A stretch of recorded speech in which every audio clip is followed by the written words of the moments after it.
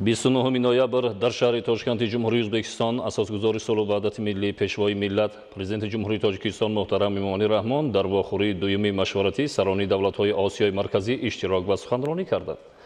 Дар вохӯрии Президенти ҷумҳурии Тоҷикистон муҳтарам Эмомалӣ Раҳмон нахустин Президенти ҷумҳурии Қазоқистон Нурсултон Назарбоев, Президенти ҷумҳурии Қирғизистон Сооронбой Жэйнбеков, Президенти ҷумҳурии Ӯзбекистон Шавкат Мирзиёев ва Президенти Туркманистон Гурбонгулӣ Бердимуҳаммедов ширкат варзиданд.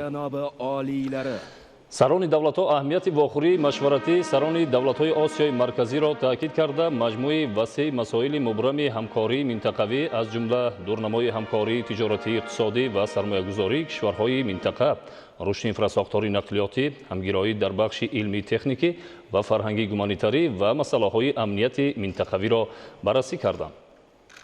Зимни суханронии Президенти ҷумҳурии Тоҷикистон муҳтарам Эмомалӣ Раҳмон ба Президенти ҷумҳурии Ӯзбекистон барои пазироии самимӣ ва ташкили сатҳи баланди вохӯрӣ изҳори сипос намуданд. Тоҷикистон аз рӯзҳои аввали соҳибистиқлолӣ, ҷонибдорӣ, таҳким ва рушди муносибатҳои ҳамаҷонибаи шарикии байни давлатҳо мебошад. Изҳор доштанд сарвари давлат таъкид гардид ки натиҷаи машварати созанда бори дигар мавқеи наздики давлатҳоро оид ба таъмиқи ҳамгироии минтақавӣ ва беҳсозии вазъи зиндагии мардумони кишварҳо муайян менамояд. Президенти мамлакат соҳаҳои тиҷорату иқтисод, сармоягузорӣ, кишоварзӣ, бахшҳои гуногуни саноат, рушди инфраструктураи нақлиётиву коммуникатсионӣ, истифодаи оқилонаву самараноки захираҳои обии минтақаро аз самтҳои муҳими ҳамкории кишварҳои Осиёи марказӣ арзёбӣ карданд. Зимни суханронии пешвои миллат муҳтарам Эмомалӣ Раҳмон таваҷҷӯҳи сарони давлатҳои Осиёи марказиро ба ҳалли масъалаҳои глобалии тағйирёбии иқлим ва коҳиш додани хатарҳои офатҳои табиӣ ҷалб карданд.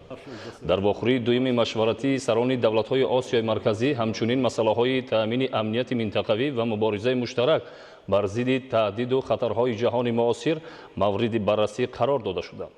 Аз рӯи натиҷаи вохӯрии дуюми машваратии сарони давлатҳои Осиёи марказӣ, изҳороти муштараки сарони давлатҳои Осиёи марказӣ ва дастури корӣ оид ба ташкили вохӯрии машваратии сарони давлатҳои Осиёи марказӣ қабул гардид.